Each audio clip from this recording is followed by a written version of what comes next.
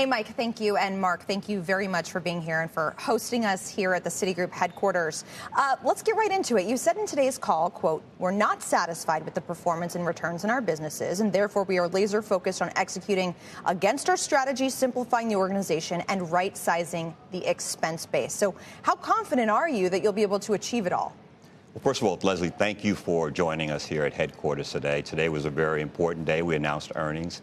And to answer your question, I'm very confident about achieving it all. And I'm confident about it because we set a new strategy at Investor Day to be the preeminent partner for institutional clients, to be a leader in wealth, to be a valued player for U.S. personal banking and our customers here in the U.S. And we're making great progress on that. I was disappointed in the quarter, but I really want to talk about or think about the quarter in the context of the full year. And we've made significant progress throughout 2023, and we're well positioned to continue that into 2024. And it really is about being a simpler bank. Yeah, the stock price reaction would indicate that the market is looking past the quarter as well. But in terms of executing on this strategy, you have a situation right now where you're cutting expenses while also trying to grow the top line and really refocus and reprioritize the growth of the business. How do you do that without sacrificing growth in the area you're targeting as you're doing this all kind of simultaneously?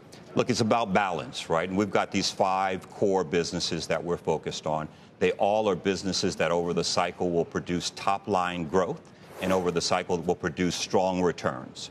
And so it's about ensuring that we allocate enough resources to those businesses like our Treasury and Trade Solutions business, like our Security Services business, while at the same time investing in our infrastructure, our transformation, our risk and controls, and making the appropriate recalibrations as the cycle evolves. And so you've seen us make investments in services. You've seen us make investments in our investment banking business. You've seen us make investments in wealth.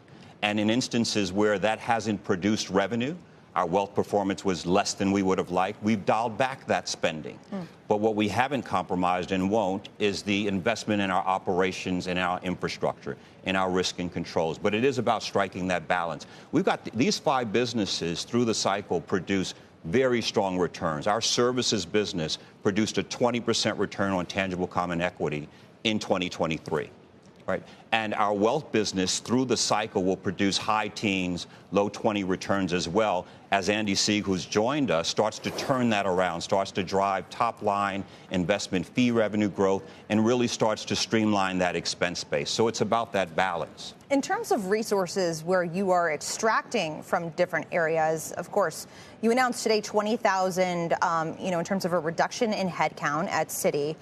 Can you share some color in terms of where those will come from, where, you see the most reductions taking place in terms of how you're thinking about allocating those resources? Sure. And I think it's important to put that into context because that 20,000 reduction, which is intended to happen over the medium term, is directly linked to the strategy that we talked about at Investor Day and we've been executing against. And what I mean by that is we talked about exiting 14 countries. We talked about a simpler organizational structure, and just a couple of months ago, we eliminated 2 segments, and we eliminated the regional construct.